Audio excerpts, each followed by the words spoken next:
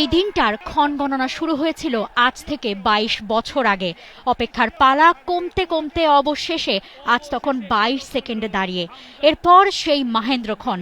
এই মুহূর্ত শুধু ম্যাচ জয়ের না, এই মুহূর্ত একটা স্কোর শিটের না, আজকের এই মুহূর্ত একটা ইতিহাসের। এই আনন্দ অবশেষে একটা জয়ের, এই আনন্দ অবশেষে ভারতকে হারানোর।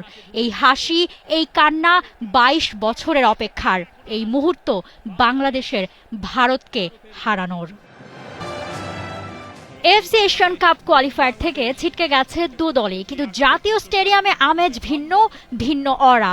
ভারতের বিপক্ষে ম্যাচে আপনি আরও একবার বলতে বাধ্য হবেন, ফুটবল এ বাংলায় ফিরেছে বৈকি।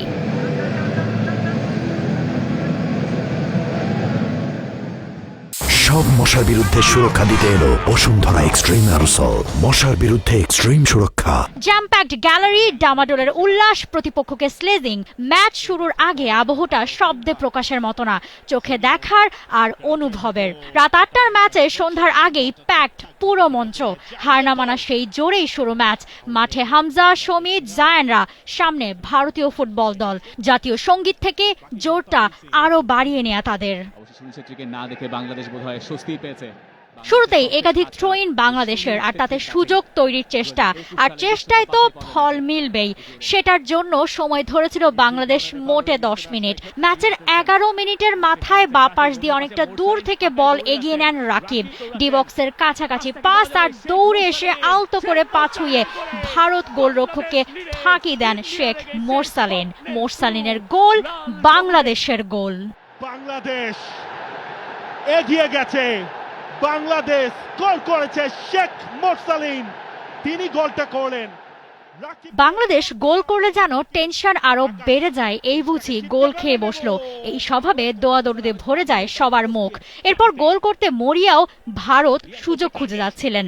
চোটের কারণে তারিক কাজীকে উঠিয়ে নামানো হয় শাকিল আহমেদ তপুকে। সেই শঙ্কাতেই পুড়তে যাচ্ছিল কপাল। ১৬তম মিনিটে লালিয়ান জুয়ালা চ্যাংতের হাত থেকে বাঁচান হামজা। এরপর আরো একবার প্রায় ফাঁকা পোস্টে গোল পেয়েই যাচ্ছিলেন চ্যাংতে, হেড করে বড় জোর বাঁচিয়ে দেন পোস্টার বয় হামজা চৌধুরী।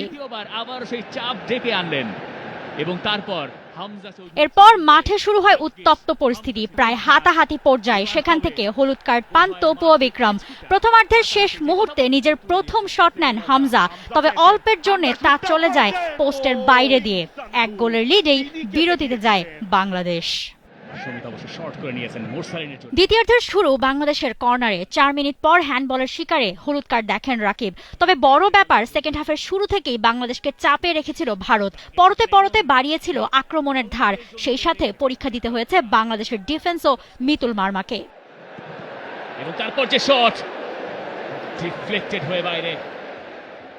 সবচেয়ে বড় পরীক্ষা গেছে সমালোচনায় ভরা মিতুলেরই, আর এদিন একের পর এক পরীক্ষায় পাশও করেছেন তিনি। চতুর্দিক থেকে এসেছে আক্রমণ, কখনো হামজা, কখনো মিতুল। একদম শেষ পর্যন্ত বাংলাদেশকে সেফ রেখেছেন তারা।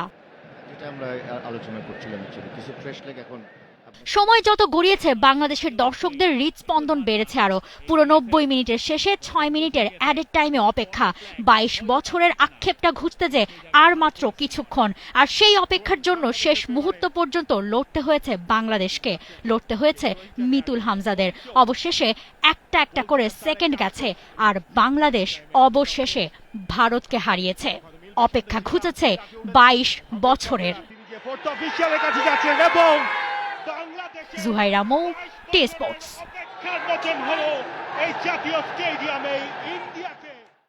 For more updates, subscribe to our YouTube channel and click on the bell icon. Follow us on Facebook and Instagram. Download T Sports app to enjoy exciting games and highlights. Visit tsports.com.